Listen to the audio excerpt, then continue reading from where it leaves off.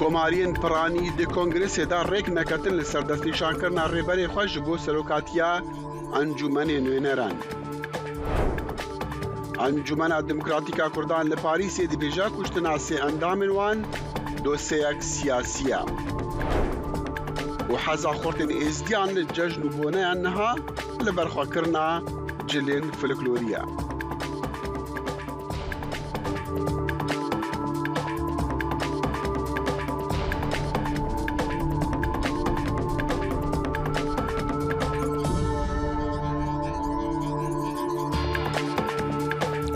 سلااو و ڕێزین گەرم دگەل بەرنامەیە کورد کۆنەکشن ji dengê Amerîka. Li Washington niha spêdeya roja çarşemê ye heftî spêdeyê ye. Ez dexîlişem û hêviyên deme xweş ji were dixwazim. Em ji Amerîka dest bi bernameya xwe bikin. Komariya tundrewekanî Encûmenî Nûêneranî Kongrêsî Amerîka duênê sê şeme çendîn car li dengdaniyan de rêgiriyan li hewlekanî kandîdî komaryekan Kevin McCarthyyan kir bo serokayetî Encûmenî Nûêneran. کۆماریەکان کە بوون بە زۆرینە لە ئەنجومەنی نوێنەران ئەمڕۆ جارێکی دیکە دەنگ دەدەن بۆ دەستنیشانکردنی ڕێبەری خۆیان لە ئەنجومەندا. بەڵێن ساڵح بە دواچۆنێکی کردووە و ئاگاداری و وردەکاری زیاترمان دەداتێ. بەڵێن فەرموو. سپاس دەخێل ئەلبەتە کۆماریەکان لەگەڵ ئەوەدا کە بە ژمارەیەکی کەمی کورسیەکان بوونەتە زۆرترایەتی لە ئەنجومەنی نوێنەرانی ئەمریکادا، بەڵام ئەوەی کە پێدەچێت بە کێشە و ناکۆچێکی ئێجگار زۆرەوە دەستیان کردبێ بە کارەکانیان لەم خولەی ئەنجومەنی نوێنەراندا، بە تایبەتیش وەکو بینیمان ڕۆژی سێشەممە کە دەنگدان دەکرێت چەند جارێک دەنگدان کرا بۆ ئەوەی سەرۆکی نوێی ئەنجومەنی نوێنەران هەڵبژێرن، بەڵام نەیانتوانی. بە پێشوەخت بینەر و گوێبیستی ئەم راپۆرتە بین کە زانیاری زیاتری تیادایە. کۆنەپارێزە تونڕەوەکانی کۆماریەکان لە هەر سێ دەنگدانەکەی ڕۆژی سێشەمەی ئەنجومەنی نوێنەرانی ئەمریکا بوونەتە گەرەیەکی گەورە لە بەردەم هەڵبژاردننی کەڤن مەککارتی بۆ پۆستی سەرۆکی ئەنجومەنی نوێنەران. بەمەش پشێویە کەوتۆتە ناو کۆماریەکانی کۆنگرێس کە لەم خولەی ئەنجومەنی نوێنەراندا زۆرینەن. ئەمە یەکەمین جارە لە ماوەی 100 ساڵی ڕابردوودا ئەنجومەنی نوێنەران نەتوانێت سەرۆکی ئەو خانەی کۆنگرێس هەڵبژێرێت.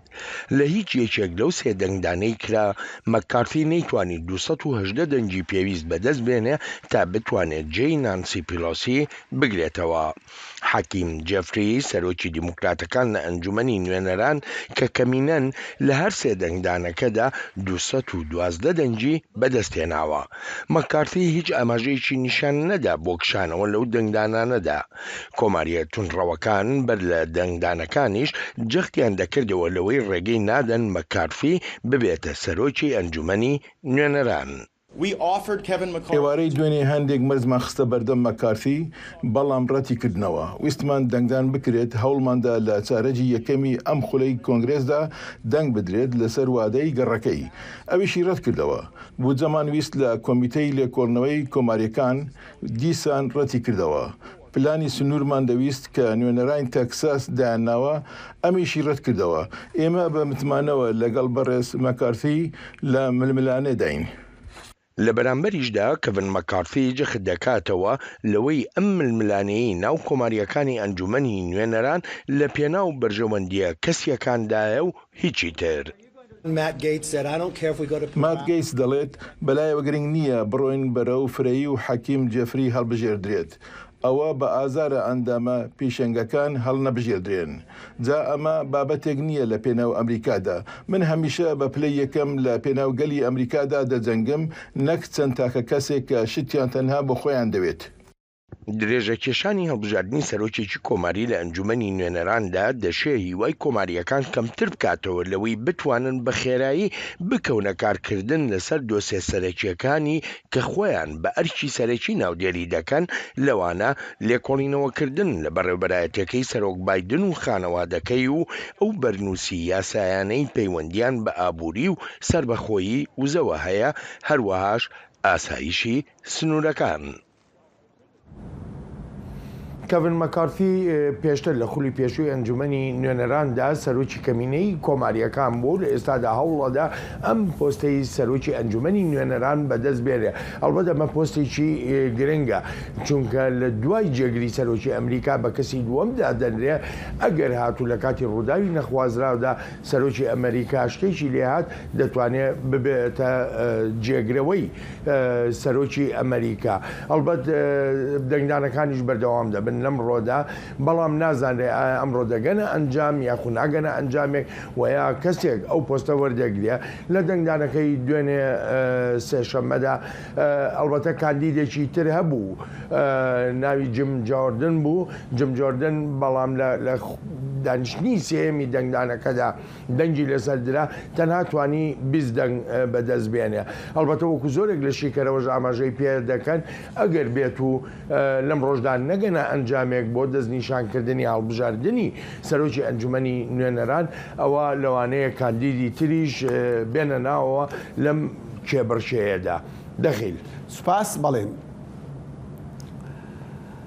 و لێ دادگەها ستاکتان یا ویلایەتە کالیفۆرنیا دۆ سێشەممێ وەسڵی براونلی تاوانبارێکی کوشتنە 7 کەسانە لە مەها 4 نیسانی هاتبوو دادگەهکردن دۆ لە هەفتیا بۆ ریژی ئەو بە تاوانە کوشتنە چارج قوربانین خوا هاتبوو دادگەهکردن تەقەکردن و کوشتنە 7 کەسان ترس و لەرز دناف خەلکی باژارێ سنترل ڤالیدا یە کالیفۆرنیا دروست کردە. ئەو تاوانبار هەڵوەسا بووە سەدەمێ توندوتی ژیان لە دەڤەرە ئالەمێدا لە مەها 10 یابووری براونلی هاتبوو گرتن. دەنگی ئەمریکا سەرچاوەی متمانە پێکراوی هەواڵ و زانیاری.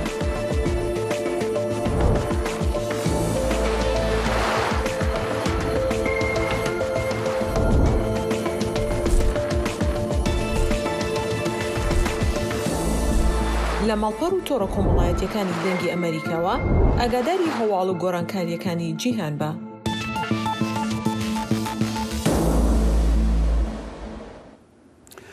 بسەدان ئەندامین جڤاکا کوردان لە فەرەنسا و لە وڵاتین دیین ئۆروپی دوه گەهانە هەب لە پاریسی ji bo bîranîna qurbaniyên sê qurbaniyên xwe ku li meha borî kanûnê da li navenda çandiya Kurdî hatibûna kuştin bi destê nijadperestekî nehez yê biyaniyan. Rêyadarên Encûmenê Demokratîk û rêberên civaka Kurdan li Fransa dibêjin divêt ku hikûmet ya Frensî xwe li vê dosyeyê xwedî li vê dosyeyê derkeve û bizane kakî li pişt wê êrîşa li dijî Kurdan e. Em van vîdyoyan dibînin ji wê merasîma ku du hatîkirin û berdewam bû helbet ji bo rêzgirtinê li wan sê qurbanîn hatîne kuştin her têgotin ku berî 10 salan jî her li Parîsê sê rêberên diyên Kurdanê civaka Kurdan hatibûn kuştin. Helbet behî û şîniya wan sê Kurdên di navenda kultûriya Kurdî da li Parîsê çawa tê rêveçûn termên wan dê li Kûderê werin veşartin û lêkolîn li ser wê rûdanî gehaya Kûderê birêz Murad Ceylan endamê civaka Kurdî li Parîsê niha rastexwe bi meraya kekê Murad Dembaş ew behî û ew rêzgirtin li qurbaniyan çawa bi rê veçû termê wan wê li Kûderê bên veşartin û henartin Kûderê. Belê Dembaş belê do ji bo sê rêhevalên me ku li Parîsê yanî wek komkujiya Parîsê a duyemîn ku em bi nav dikin sê rêhevalên me Evîn Goyî, Mîr Perwer, hunermendê tevçantê Kurd û welatparêzê Kurd Abdurrahman Qizil 23 kanûnê ku li Parîsê hatibûn qetilkirin do bi tevlîbûnî beşdariya bi hezara Kurd û Kurdistanî û dostên me Fransız û gelek milletê Ewropî bi şopandina em karê bêjin çapemeniya cîhanê merasîmek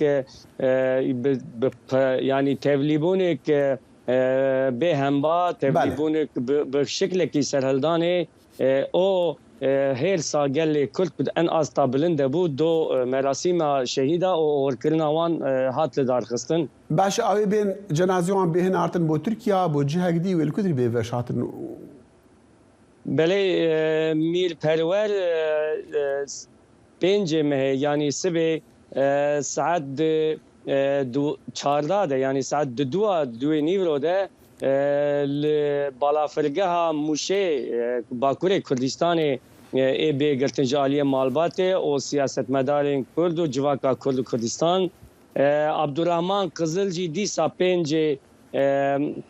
پنج مه يعني سبه ساعت ده و نیوا ده ایل باجار باکور کردستان قرسه ایج آلی مالبات و سیاست مدارین HDP قال كردستان ابي و پیشوازی کرن باشا اللي كوريل السروي روداني قهاي كدري كاكي مراد يعني دسبك بيويست ام في ايريش وقت ايريشك تيروريزم وقت ايريشك كل همبري 5 مليون قال كل هاتيه کرن اموسا تعريف دكن يعني د چاپمنيا د انجي داخياني دولت فرنسا ده دسپیک ده وک شکل کی نجات پرست او هات ناوجین شانکرن لی براستی اموسانا فکرن ام وک جواکا کردستان وک سازی کرد لا اروپای تفگرین کرد لا اروپای اموسانا فکرن ام دیویژن اف کمکوجی و ام تنی نابیژن براستی جی چاپمنیا فرانسا رایا گشتی فرانسا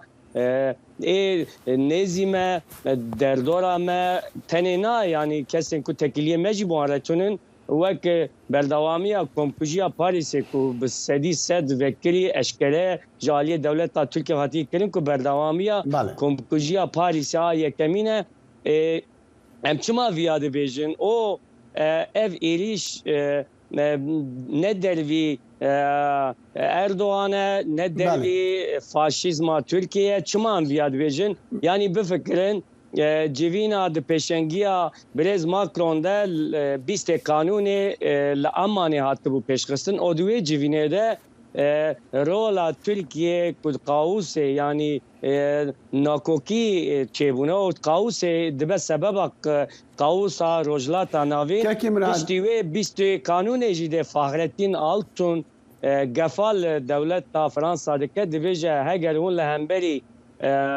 PKK لهمبری PKK PJ اون بلیار نستن تشنکن امی لجهانی الهر دلی امی کارمن جبو ولات خو امی پاراسنا خو بکن به شکلی تعریف کن عقید بلاد جی بردف کی انجمن دموکرات کردان لفرانسا دیویجه کو افدوس مينا دوزا سال 2013 وبتفاهي برسك دولتي بتايبتي جي مجارة تيرورا دولة تركيا چما دنيفا باريسي دا كرد ويبرن ارمانش كرن چما الولاتين دي تشتي وصانين چما فرنسا بتايبت وباريس يعني جبوه برسوه بيوست ام بچن شر وك شر سيمين كو ریبر گل کرد ریبر عبدالله جلان بن ناف دکر یعنی ناون داویجی کردستان بو او سوری بو یعنی ام بچنوی دم پیوسته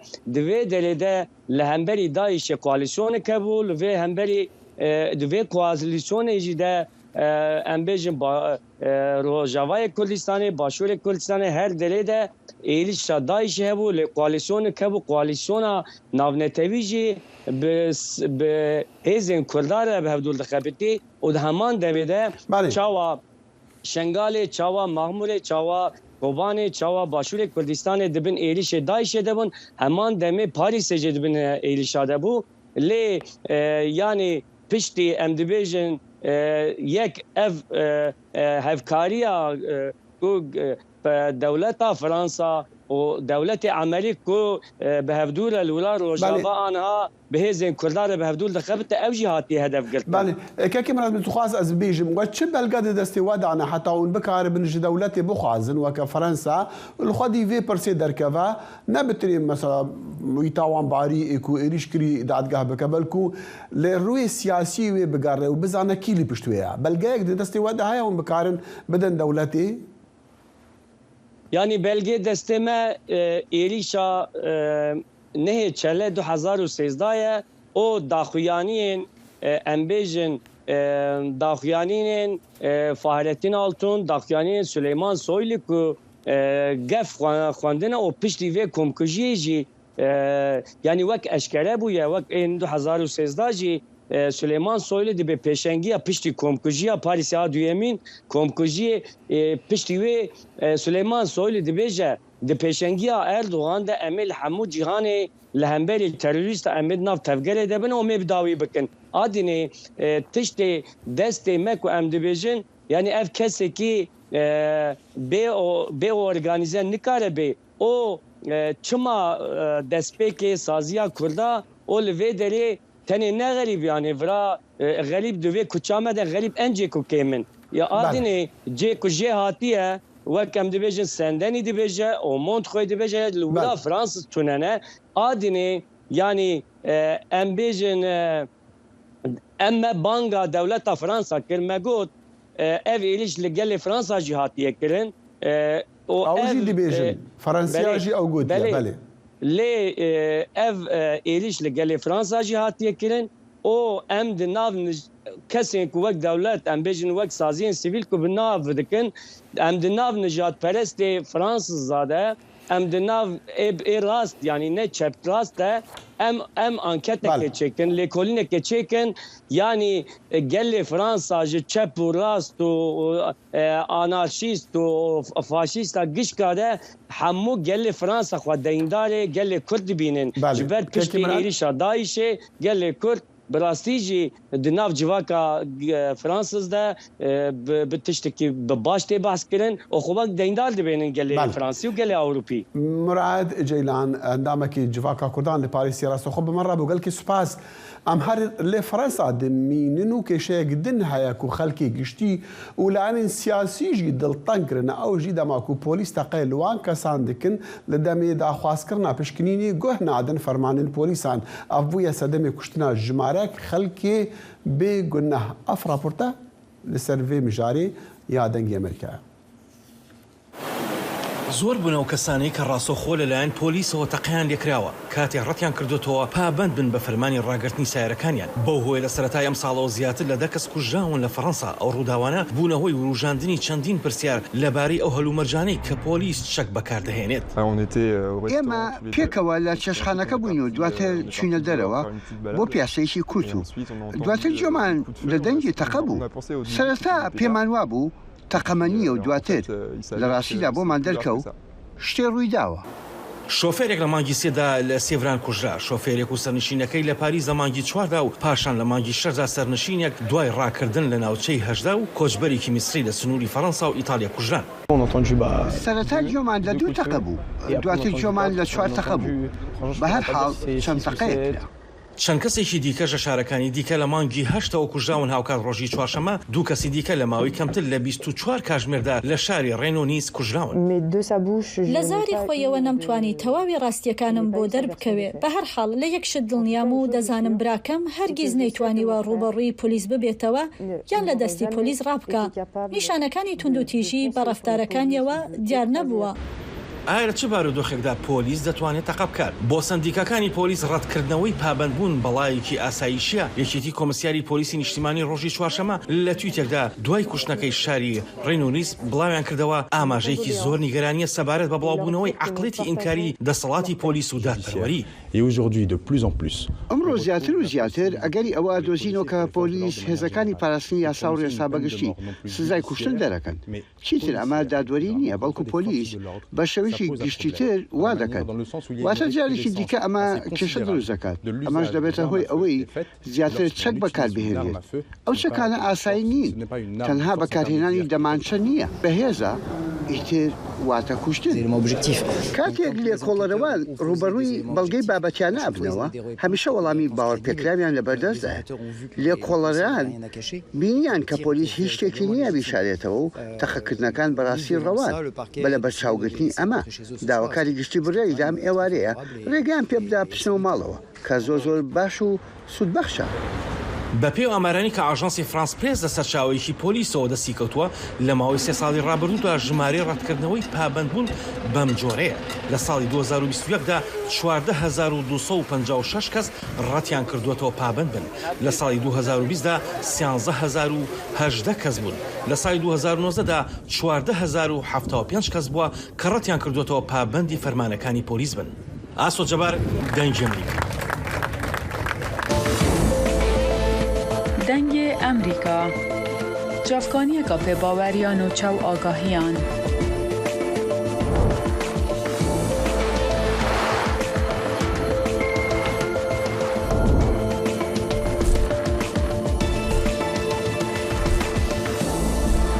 برای مالپەر و پلاتفۆرمên میدیا civakîya dengê Amerîka bala xwe bidin pêzanîn û nûçeyên cîhanê.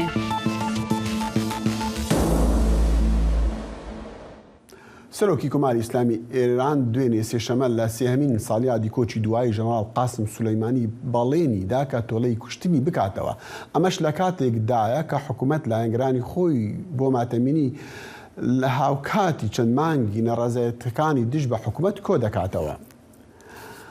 ژەنەڕاڵ قاسم سولەیمانی قۆمانداری باڵای ئێران لە هێرشێکی فڕۆکەی بێفڕۆکەوانی ئەمریکا لە عێراق کوژرا. ڕئیسی لە مەراسیمێکدا بە بۆنەی کۆچی دوایی ئەو ژەنەڕاڵە وتی کە ئەوانەی لە پشت کوشتنی بوون بە دڵنیاییەوە تۆڵەی خوێنی شەهید سولەیمانی دەدەنەوە.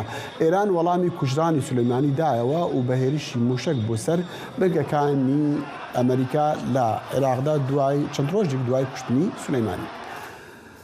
لایەنگرانی شۆڕەشی ژنان لە ئێران دەڵێن خۆپیشاندرانی ئێران گۆڕانی ڕژێمیان دەوێتن. پێویستە ئەمریکا وڵاتانی دموکراتخواز ڕۆژ ئاوا پشتیوان بن. ئایا شۆڕەشی ژنان لە ئێران پێویستی بە چ جۆرە پشتیوانیەکە؟ خانم سۆزان فەتاحی پزیشک و چالاکوانی مافی مرۆڤ لە ستۆکهۆڵم سوید لەگەڵمانە بە وەڵامدانی چەند پرسیارێکی کورد کۆنەکشن. سوزان خانم ئەم کاتت باش، سوپاسی کاتی جەناب دەکەین و ئەبێ ڕۆژ ئاوا چ جۆرە پشتیوانیەک لە شۆڕەشی ژنان بکاتن. بێڕای سلااو و ڕێز بۆ جەنابێت بۆ بینەرانی و بیسەرانی بەڕێز هیوادارم هەموو لە یەکسا و سڵامەت بن. بەڵێ ڕاستە کە تاکو ئێستا وڵاتانی ڕۆژاوە پشتگیری خۆیان بە نووسینی بەیانکردنی لامە و ڕاگەاندن پشتگیری شۆڕشی ژینە شۆڕشی ئێستای گەلانی ئێرانیان کردووە. و ئەوەش جێگای دەستخۆشیە و نیشانیان داوە کە لە ڕێگەی بەشداریکردن لە خۆپێشاندان و حتا بەڕێوەبرنی خۆپێشاندان لە باسەکان لە پەرلەمان و لە ناو حکوومەت و لە گفتوگۆکانیان داوای نیشان داوە کە پێشگیری شۆڕشی ژینان شۆڕشی ئێستان کە لە ئێران و بەتایبەت لە ڕۆژهەڵاتی کوردستان بەڕێوە دەچێ. بەڵام ئەوە تەنها ڕێگا حلێک نییە، تەنها ڕێگا چارەیەک نییە بۆ ئەوەی کە شۆشە بەردەوام بێ. ئەو شۆشە پێویستی بە پشتگیری زیاتر هەیە و پێویستی بە نیشاندانی بە ئەمەلی کار هەیە. ڕاستە لە پەرلەمانی ئەوروپا ڕایان گەیاند کە پەیوەندی دیپلۆماسیەکانیان لەگەڵ ئێران لەگەڵ جمهوری ئیسلامی ڕادەگرن، بەڵام دەبینین کە ئێستاش هەموو وڵاتانی ئەوروپایی سەفارەتەکانیان لە ئێراندا هەرماوە و نەفەراتی خۆیان نەهێناوەتەوە و کە من ئەو وڵاتانەی کە سەفیرەکانی ئێرانیان داوت کردووە بان کردو بۆ یەکە باس لەسەر وەزی ئێستای ئێران بەگشتی بکەن و حتا ئەو کاریان نەکردو کە هەوڵ بدەن کە بە شێوەیەکی تونتر بێنە پێشێ بۆ ئەوەی کە پێشگیری بکەن. مەبەست ئەوەیە کە فشاری دیپلۆماسی لەسەر ئێران دابڕێ. بەڵام حەزم دەکرد لەو بابەتە دەرچم کەمێک دەگەڕێمەوە لەسەر هەمان بابەتەکان، بەڵام وەک پزیشک دەمویست پرسیارێ لە جەناب بکەم چەندێک ئاگاداری باری تەندروستی ئەو پارێزگاکانیان ئەو هەرێمانەی کوردین لە ڕۆژئاوا کە فشاری زۆریان لەسەرە.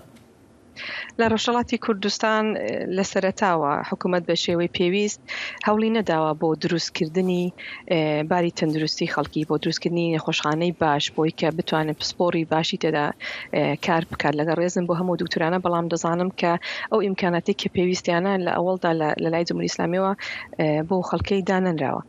ئەو یەکەم. دووەمیش کە جمهوری ئیسلامی و و کاربەردەستانی حکوومەتە بە درڕندەترین شێوە دەستڕێژی گولە دەکەن بەسەر خۆپێشاندانە و بە سەدان کەس بریندار دەکەن بە سەدان کەسن تا ئێستا کوشتووە بەڕاستی ئەوە وای کردووە کە ئەو بریندارانەی کە ئێستا لە ڕۆژهەڵاتی کوردستان هەن نەیان وێراوە سەدای نەخۆشخانەکان بکەنەوە بە شێوەیە کە ڕەسمی چارەسەریان بۆ بکرێت لەوە ترسی ئەوەی کە دەستگیر بکرێن و دوایی ئارەستەی زیندان ئێوە لە دەرەوە هەوڵێکتان داوە بۆ یارمەتیدانیان بەڵێ ئەگە دوای پرسیارەکەم وەزعەتی ئێستایان باشنێ لە ڕاستیدا لەبەرەوەی کە ئەو پێداویستە پێویستیانە نییە و ئەو کارانەی کە دەکرێن بە شێوەی شاراون لە ماڵانن لە دێهاتەکان دەکرێن و ئەو ئیمکاناتێکی هەیە بەڕاستی نیانە ئێمە هەوڵمان داوە لە دەرەوە و حتا لە نێوخۆی ئێرانیژە هەوڵ بدەین کە ئەو پێداویستە پزیشکانەی کە پێویستە و دەرمانانەی کە پێویستە بتوانین بەڵێ کۆنتاکتەکانمانەوە ڕێی پەیوەندەکانمانەوە واردی ئەو شارانەیان کەن و ئەوانیش لە نێو خۆیاندا بڵاوی بکەنەوە بەسەر بریندارەکاندا بەڵام کوکتم لە بەوەکوشێکی ڕاستمی ناتوانین بەشدار دەگەڕێمەوە بابەتە سیاسیەکان بریتانیا خۆت ڕەنگە بیست بێت دوێنێ و پێرێ بە فەرمی سوپای پازدارانی ئێران وەکو گروپێکی تیرۆریستی دەناسێنێت بەهۆی ئەوەی کە بەهۆی نەڕزدەکان دش بە حکومەتەوە 7 کەسیان دەستگیر کردووە هەڵبەت ئەو سوپای پازداران بە تاوانی پەیوەندیان لەگەڵ بریتانیا حەز دەکەم گوێ لە شیکردنەوەی جنابت بگم بۆ هەنگاوێکی بەم شێوەیە هەر هەنگاوێک کە بێتە هۆی زەعیفکردنی حکوومەتی جمهوری ئیسلامی هەنگاوێکی پیرۆزە ئەوەش بۆ خۆی وا دەکات کە ئینتەرناشنڵ دەنگدانەوەی زیاتری هەبێ پشگیری زیاتر بێت لەو شۆڕشە کە بەڵێ ئینگلیستان وەکو وڵاتێکی بەهێز کە تاکو ئێستا لەوانەیە بە شێوەی پێویست توند نەبێت بەرامبەر با سیاسەتی ئێران لێردا نیشان دەدا کە بەڵێ منیش بە خستنی سوپای پاسان لە لیستی تۆریستەوە ئەو پشگیری ئەو شۆڕشە دەکەم و بە ئێران نیشان دەدەم کە ئیدی منیش لە بەرەی ئەولاترم لەبەرەی تۆدانیم و ئەوە ژوا دەکات کە وڵاتانی دیکەی ئەوروپایی وڵاتانی دیکەی دنیا پشگیری لەوە بکەن کە سوپای پاسان بێتە نێو لیستی تۆریستە و بێگومان ئەوە دەبێتە هۆی بەرتەسکبوونەوەی کار و چالاکی ئەندامانی سوپا و ئەوەش لێدانێکە لە ناخی جمهوری ئیسلامی لە بەرەی جمهوری ئیسلامی لە چل ساڵی ڕابردوودا هەموو کارێکی خۆی کردووە بۆ بەهێزکردنی سوپای پاسداران لەبەرەوەی کە دەزانین ڕۆڵێکی بەربڵاویان هەبووە لە شێواندنی خۆڕڵاتی ناوەڕاست و لە دەست تێوەردانی سیاسەتی وڵاتانی دەوروبەر و لە تێرۆریست ئینتەرناشنڵ تێرۆریزمیان لە تێرۆرکردنی نێرانی جمهوری ئیسلامی بچینە ناو ئێران پێش چەند ڕۆژێک سەرۆکی مەجلیسی شورای ئیسلامی ئێراندانی بەوە ناکە پێویستی بە چاکسازی لە سیستەمی حکومەتدا لە هەموو بۆرەکاندا دەوێت پێشتریش لە دوانێکی دەگمەندا دانی بەوە کە هەڵا لە بەڕێوەبردننی وڵاتدا کردووە و داوای چاکسازی لە میکانیزمی حکومڕانی کردووە بە بڕوای جەنابەت ئەمە هیوایەکە کە نیازی گۆڕانکاری لە ئێراندا هەیە؟ جمهوری ئیسلامی حکوومەتێکە کە باوەڕی بە مافی یەکسانی مافی مرۆڤ نییە بۆیە ئەم باوەڕم بەوە نییە کەوان دەتوانن چاکسازی دروست بکەن خودی حکوومەتەکە لەسەر زوڵم و زۆری و تۆقان و ترسان دروست کراوە بۆیە پێم وانە کە ئەوە هیوا بەخشە کە کەسێک قسێکی وا دەکە بەڵکو پێم وایە کە تەنها ڕزگاریکردنێک لە وەزێتی ئێستا ئێران نەمانی ئەو حکوومەتەیە و بەڕاستی بە سزادان و بە دەدگاییکردنی هەموو سەرانی ئێرانە. بەڵێ سوزان خانم یعنی ئەم ماوەیە دەبینین کە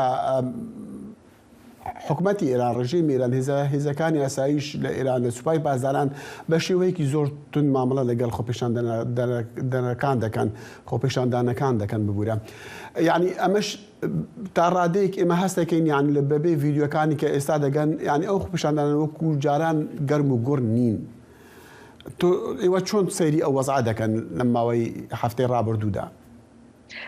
ڕاستە وەکو جاران لەوانەیە گەرمەگۆڕ نەبن بەڵامەوە نیشاندەی سادبوونەوەی خەڵک نییە شێوەی ناڕزایی دەربڕینەکان پەریود دەتوانێت بگۆڕدرێت بۆمان دەرکەوتۆ کە خەڵکی ڕۆژهەڵاتی کوردستان بە گەورە و بەچووکە بە پیر و بە جەوان هاتنە شەقامەکان و ئێستاش ئامادەن بێنە شەقامەکان بەڵام ئایا ئەوە کارێکی دروستە لە ئێستادا وەختێک کە جمهوری ئیسلامی بە درڕندەترین شێوە بە تەقەکردنی ڕاستەوخۆ لە خۆپێشاندان بەرامبەریان دەبێتەوە بۆیە لە ئێستادا مێتودی ئەو خۆپێشاندانە گۆڕدراون زیاتر دەتوانێت لە کۆبوونەوەی کەمتردا بە جەمعێتی کەمتر بێنە بەرچاو بەڵام هەر ئامادە هەر بەردەوامن بەتایبەت لە خوێندکارەکان لە ڕانیژگاکان لە شوێنی کارەکان هەر وەختێک بۆ نمونە ناوەندی هاوکاری حیزبەکانی کوردستانی ئێران داوای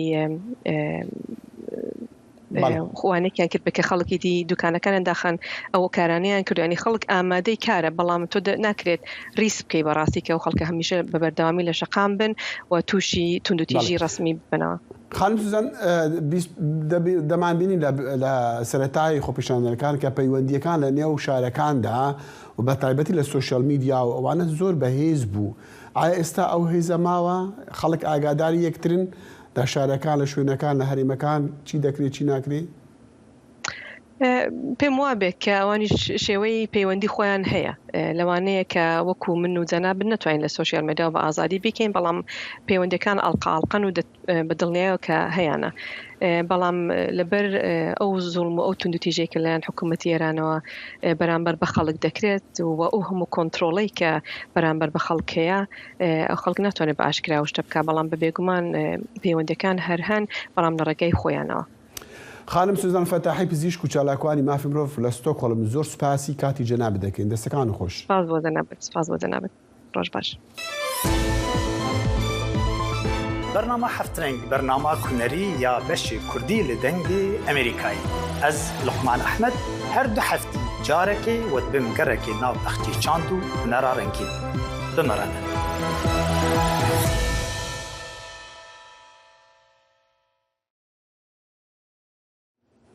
وەزارەتە دەرڤایە ئەمریکی دەبێژە واشنطن قەت ڕێنادا دکتاتۆری سووریا بەشار الئەسەد دەسەڵاتەخوا جارێکە دی ڤەگەڕینەوە وەک بەرسف ji بۆ پرسیارە پەیامێرە ئەلحوڕە سەبارەت نزیکبوونا تورکیە و ڕژێما سووری پەیفدارێ وەزارەتە دەرڤایە ئەمریکی گوت واشنطن ji هەموو هەڤاڵبەندên xwe re gotiye û bi rihunî jî eşkerekiriye ku niha nedemê başkirina peywendiyana digel rejêma Sûrî. Di daxuyaniyekê da ku roja duşembeyê hat weşandin berpirsê Ajansên Alîkariyên Miroviyên Netewên Yekgirtî daxwaz ji endamên encumena ewlekariya Netewên Yekgirtî kiriye ku xeta jiyanê ya bi navê xeta jiyanê ya alîkariyên sunûrî ji bo Bakurê Rojavayê Sûriyê biparêzin. Wan hişdarî daye ku bê wan alîkariyan bi milyonan kes nemaza awareyên li cihwarên xwe derketîne dê bê xwarin û bê hewangeh bimînin. Berdevkê Netewên Yekgirtî Ferhan Heq duh sêşemê li Netewên Yekgirtî li New Yorkê ji rojnamevana re ragihand û got ku biryara encûmenê ewlekariyê ya 2642 ku rê dida alîkariyên ji sunûrê Tirkiya bo Bakurê Rojavayê Sûriya bên şandin heftiyabê wê bi dawî were. Li gorî berdevkê Netewên Yekgirtî di sala 2022 da ajansê û rêxirawên hevkarên Netewên Yekgirtî her mehekê alîkarî şand şiya alîkariyê bişîne ji bo 2.7 milyon kesan ku awaranan li ser sunûrê Tirkiye. Ev çaremîn zivistana bi ser derbiderên seranserî Sûriya de bi taybet jî serêkaniyê li kampa Waşokanî de li navçeya Hesekê derbas dibe ji bo kêmbûna alîkariyan û naskirina Netewên Yekgirtî bi kampê wî kampê rewşa mirovî li kampê rastî zehmetiyan dibe. Peyamberê dengê Amerîka zana Ömer ev rapor ji Qamişlo gihandiye. Emîra Xidr amadekariyên pêşwaziya zivistana çaremîn li kampa Waşokanî dike. Malbata wê ji 8 kesan pêxtê. Bigotina wê werzê zivistanê dijêr çadırê de pir sar e. Nizanin wê çawa vê zivistanê derbas bikin. Zarokên min ji sermayê xweş ketine. Ez bihêvîme ku mazotên me belav bikin da ku em karibin sobeya xwe vêxin. Kampa Waşokanî gul rojhilatî Hesekê dikeve û bi hezara derpederên serêkaniyê ji 2019 de dihewîne piştî êrişa Tirkiye ser serêkaniyê. Heya niha jî UN vê kampê nas nake. Piraniya çadırên kampê riziyan e û nehatine guhertin. Hevseroka Meclisa Kampa Waşokanî Hêvîn Ebdo dibêje pêwîstî بنوکرنا چادر و آلاوین هندری گولان هەیە. براستی ابو سالا چارا کسکی یعنی ولو الکاری ندانه جار که تنی هاد گوهرتن بس انا پیوستی پی هی و زیوستان خصوصی یعنی افروشا کونا پر تعدلی هاتی اف 4 سال سر درباس وی کسکی نگوهرتیه. لگوری آمارین هری داویین ریوبریا کامپا واشوکانی دناوا کامپی ده 2355 مالبات هنه. هجمارا کسان دگهیجه 16306 کسان. بهتری نیوی زاروکن. بهاتنا ورز زوستانی نخوشی زیده دبن. به تایبتی دناوا زاروکان ده. ریوبری ناوندا هیوا سور آکرد لناوا کامپا واشوکانی ده محجوب حسن دبیجه. هجمارا سردان کلینکین تندورستیه د کامپی ده روزانه دگهیجه 200 کسی. بهاتنا زوستانی اف هجمار و زیده تر ببه. هما د زوستان نخوشیان و در دکوین امجرد بیجن التهاب جهاز تنفسی مسئله گریبن مسئله اسهالین مسئله التهاب لوزاتن دم داوی دیجی شخوت زوستانی جی ده لشمانیا جی حیا آستکی بری هبو لینها هموها ولدان هاتن کرن درمان هاتن رشادن حیا آستکی باش حیان هم کارن بیجن باشه. بهاتنا زوستان روشا در بدرین د کامپین باکو رجلاتی سوریه ده خرابتر دبه. هر سال هجمار آوان زیده دبه. برانبری وی یکیجی آلیکارین مروی کم دبن. لالی یکیدن گفو ایریشن ترکیه لسر هرمین کردین سوریه باندوری لسر روشا دوری بگشتی دکه و مطرسیه که مزن لگل در بدران چه دکه گو او در بدره که جهکی دم ببن. زانا عمر دنگ امریکا کامپا واشوکانی. سروکی روسیا ولادیمیر پوتین پلان دکه کو روزا چهارشنبه ایرو به سروکی ترکیه را رجب طیب اردوغان پاخوه. بردفکی کرملین دمیتری پیسکوف دو سهشنبه اف داخویانی جا آژانسا نوچهانیا انترفاکس روسی را راگهاندیه. هر دو ریبران چندین پیوندی به تلفونی پیک آنینا لجدمی کو روسیا لمها شباطا بوری ایریشی اوکرانیا کری. ترکیا در سال 2022 دا و به هفکاری دیگر نتوین اگرتی به نافبریان نتوین اگرتی خبات کر جبو کو ری بده هنارتنا گنم و جه همی اوکراینی هم جی روسیا بتایبه جی جبندرین اوکرانیا. لوان سالان لبرخورکرنا جلو برگن رسانین ملتان بویا دیاردک دناف جواکن روشلاتان ناوین دا بتایبت دناف خورتان دا هل بد جواکا ازدیان یک جوان جواکایا کنها خورتن وی جواکی کچو کر بتایبتی لجاجنو هل کفتان قابل جلین فلکلوری ده خملینن نها خواستا که ایک جارزور جی لسر وان جهین درونا وان جلو برگن رسان و فلکلوری هیا و بتایبتی جی پشتی کارساتا شنگاری کاوا عمر پیامنی دنگی امریکا لدشتا موصلی اف راپورت آماده کریا. برکرنا جلین رسن نها بویا دیارده دناوا جواکی ازدیان دا و بتایبت لججنو هلکفتان کچو کرین ازدیان خوب جلو برگن فلکلوری اتخملینن لجه درینا جلین رسن نها خواسته که ایک جار زور لسر هیا و تایبت پشتی کارساتا شنگاله. روجي ما وعيد ما ومناسبة ما هم كاف عنجلو بركة البرخوت كن و قالك تلابي سرفانجل كاها و يعني تشتاقي مقدسة مجل كيد خواب بحاردين وبرخواب بكنو كيف ما قالك جديد قالك برخوت كان دعوتا برخوت كان حفلة برخوت كان نوروز برخوت كان يعني زاني تشتاقي لقي جرنجا جوفيت طبعا في عالمي وفانجل كيد باق جويدي بس فانشت كان هند اخوازي اسر يعني قالك دا اخوازيش مد بجم توش كدتني شيخ ام حس كنت بما پیدا کی باور بك قالك دا اخوازي سرتن نگمن جلين ازديان ج چندين جورا پک هاتي او هر دورك نخش و ستایلك خوهيو دیسان جوازی کم مازند ناف برا جل میران او ی جنان دا هيا زرا هاي يا سبيبلا ومزرا افان بيجني مزرا قرمزي افا برابتر اف مزرا جنت سرا كارتينا برخود كان ام بيجني في كومي درافي افا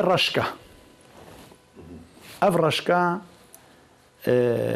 برابتر شحال بتعنا تشكرن في كومي كافيكا كسر افيرا خو وصب ان ياخذ افيرا كو اشاره عندي بكو افا كشكن زوجيا تيجاشتي بێگومان مێژوویا دروستکردنا جلên êzdiyan vedgerîte hezaran sala ji ber ku kerestên ev cile pê hatine drustkirin ji miyê berxî û avirmî şî bûye û bi destî hatine nexşandin. الكتوان مقاطنية بري بون بنتانة بري هاد جام محلوج بو تشتكرن صرماية بون أو راتبا والرهني تشتكرن شهرية بون أو تشتكرن برخود كرن جارمون. لزوربەی هەلکەفتان کەچ و کوڕین ئێزدیان خۆبجل و بەرگێن فلکلۆریتکەن هەر کەسێک bi گۆڕەی devera xwe ji ber ku her deverekê cudahiya xwe heye di nexş û dîzaynên cila da. Kawa Umer dengê Amerîka deşta Neynewa. لە دەشتا نینەوە ڕوودەکەینەوە باشووری عێراق و دانیشتوانی شاری بەسڕای عێراق خۆیان بۆ پێشوازی 25 ئەم مانگا ئامادە دەکەن کە یاریکی تۆپی پێی جامی کەنداوی عەرەبی لە نێوان و عێراق و یەمەندا لە 6 ئەم مانگەدا دەست پێ دەکاتن. لەم راپۆرتەدا حەماسەتی ئەو کەسانە دەبینین کە خۆبەخشانە ستادیومەکانیان جوان دەکەن. خۆبەخشە بەسڕاویەکان دیوارەکانی شارەکەیان دەڕازێننەوە وەک پێشوازی لە یاریەکانی 25ەم خولی پاڵەوانتی کاسی کەنداو کە لە 6 ئەم مانگەدا لە عێراق بەڕێوە دەچێت. دەخوازن وێنە جوانەکانی عێراق بخەنە بەر چاوی گەشتیارانی ئەو بۆنە وەرزشیە. كانت مبادرة تطوعية من قبل ما يقارب کارێکی خۆبەخشانەیە لەلایەن 25 کەسێکەوە کە هەریەکە و کاری جیاوازمان هەیە تەنها وەک بەشداری و سەرکەوتنی پاڵەوانێتی 25 کەنداو لێرەین.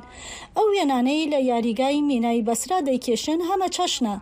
هەندێکیان وێنەی ناوچە کۆنەکانی بەسرا و سروشتەکەیەتی و هەندێکێشی وێنەی ناوداران و ئەدیبەکانمانە. هەمووشی لە پێناو دەرکەوتنی بەسرایە بە جوانی.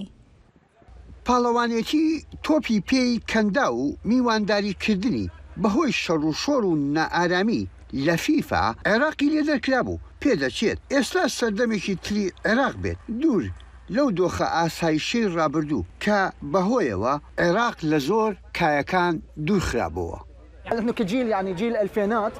نەوەی نەوەدەکان یەکەم جارمانە پاڵەوانەتیشی وەک کەنداوی 25 لە عێراق میوانداری بکرێت. ئێمە وەک خوێنکار ژیان و وێنەکێشانمان خۆش دەوێت. دەمانەوێت پیشانی جیهان بدەین کە ئەم وڵاتە تەنها شەڕ و شۆڕ و جەنگ نییە. میلەتێکین حەزمان بە ژیان و خۆشیە.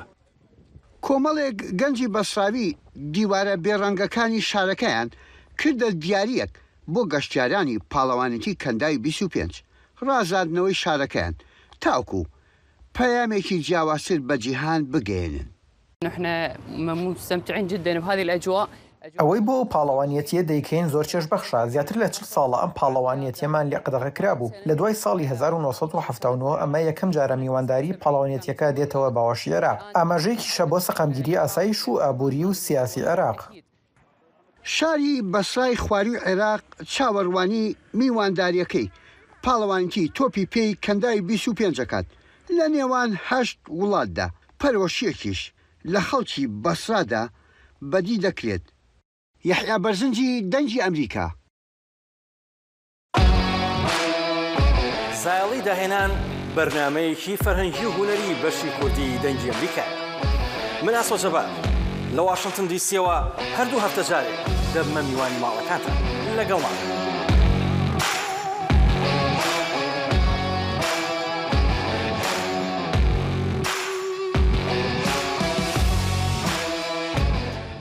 پانێلین وزەوکارە بێ بێتیشکا ڕۆژێ لەگەلک دەڤەرین جیهانی لەسەر بانان و لەسەر عردێژی تێندانین لێ دیسانژی دەبە لەسەر ئاوێ وەرن دامەزراندن.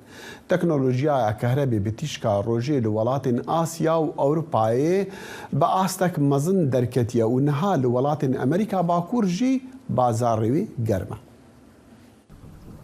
یەکێک لە هەرە داهێنانە بەربڵاوەکان بۆ بەرەمهێنانی کارەبا ئەوەی ژینگە پیس ناکات بە فۆتۆ ڤۆڵتێکس دەناسێت یان بە FPV ئەوەی تێیدا پانێڵی بەرەمهێنانی وزە بە تیشکی خۆرد لەسەر تەختی ئاو دادەنرێن و لەنگەر دەگرن لەوانە لەسەر دەریاچەکان و بەندا و هەروەها لەسەر ڕووی ئاوی دەریاکان. پرۆژەکانی بەرەمهێنانی کارەبا بە پانێڵی خۆر بگرە زیاتر سەرنجڕاکێش دەبن کاتێک لە نزیک وێزگەکانی بەرەمهێنانی کارەبا بە ئاو دروست دەکرێن. in countries that depend again on a lot of hydropower. لەبەری پشبەستن بە ئەندازەیەکی زۆر بۆ بەرهەمهێنانی کارەبا بە وزەی ئاو، ئێستا دەتوانرێت زیاتر پانێلی خۆر بەکاربێنیت و پشبەستنت بە بەرهەمهێنانی کارەبا بە ئاو کەم بکرێتەوە. ئەوەش لە ڕێی بەکارهێنانی پانێلی تیشکی خۆر کە لەسەر ڕووی ئاودا دەنرێت و لە وەرزەکانی زۆر وشکە ساڵیدا دەتوانرێت پانێلی گلدانەوەی وزەی خۆر بۆ بەرهەمهێنانی کارەبا بەکار بهێنرێت. دێبرا فەج ئەندامی ئەنجومەنەکە دەڵێت 5,000 پانێڵی خۆر لە ئێستادا لەسەر یەکێک لە سەر تەختی دەریاچەکانی ئاوی پاشەڕۆ لە شارۆچکەی وینزەر لە کالیفۆرنیا لەنگەریان بەسەر ئاوەکەوە گرتووە. ئەو پانێلانە ڕێژی لە 90% کارەبا دابین دەکەن. ئەوەی ئێمە بۆ هەموو پرۆسەی خاوێنکردنەوەی ئاوەکە پێویستمان پێی دەبێت، هەروەها بۆ ئەنجامدانی هەموو کارەکانی گۆڕەپانی دامەزراوەکە و بۆ گواستنەوەی ئاوی پاشەڕۆ و بۆ ئامێرەکانی گەرمکردن.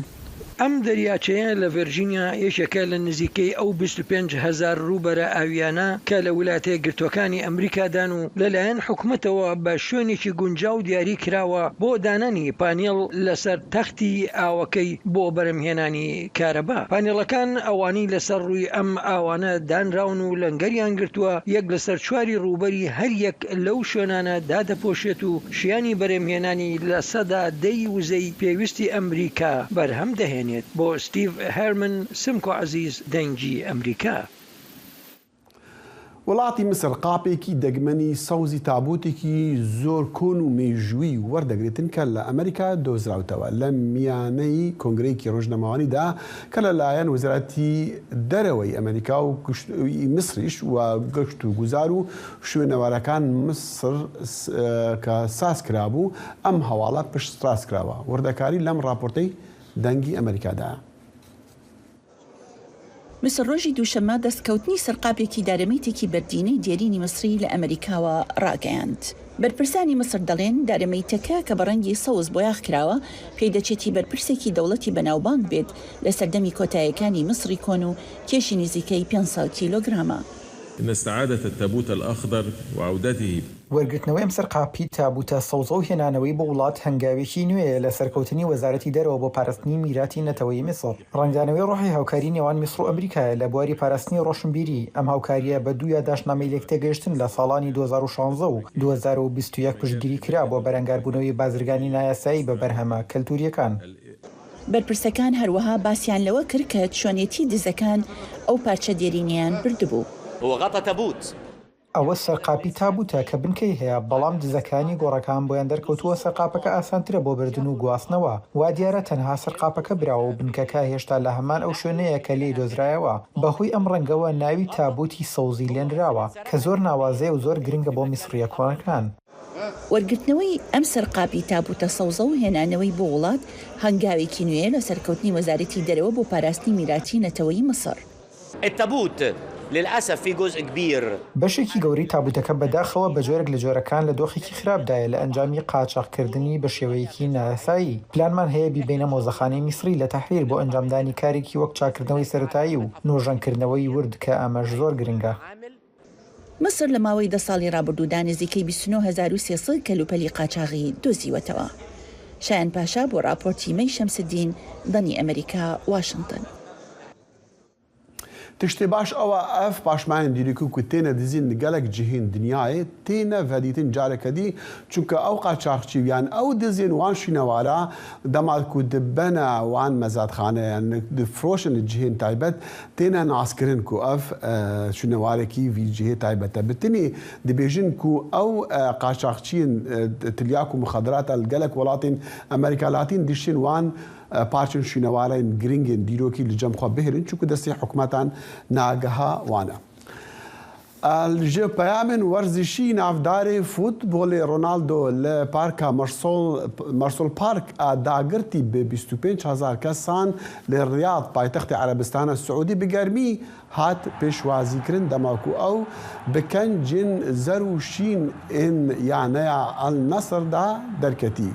کریستیانۆ ڕۆناڵدۆ خوا وەکی لەستێکڤانێکی بێهەمپا بەناف کردیا و سوورە و ڕژدا کو ئەو دێ بەردەوامی وەرزشی خوا بدەوە کا یاریزانەکەی فۆتبۆلی پێشوازیەک تایبەت لوی هاتکردن دۆ سێشەمبێ لە یانەیەوی یانوو یا لە عەرەبستانە سعودی و ئێوارەکردن با ڕۆژان پشتی تایبەت ژی پشتی یاریên فوتبۆڵێ یەن جیهانی لە قەتەرێ ئەم دەنگ و باسên وەرزشڤانان dibihîsîn medî berî çend rojan yarizanê futbolî navdariyê Brazîlê Pêlê وغرا داوی کرد دوه جی ویدیو نوان مدیتن کو لستادیومکی تایبەت لە بەرازیلێ سەرۆکی فیفای و مەزنەکار بەدەستین vê ڕێخستیا وەرزشی لەوەر ئامادەبوون ئیرۆژی تەرمێوی هات veşartin her lê وڵاتی وی یان لوی جihê ew lêbûyî helbet wî navê xwe jî di dîrokê da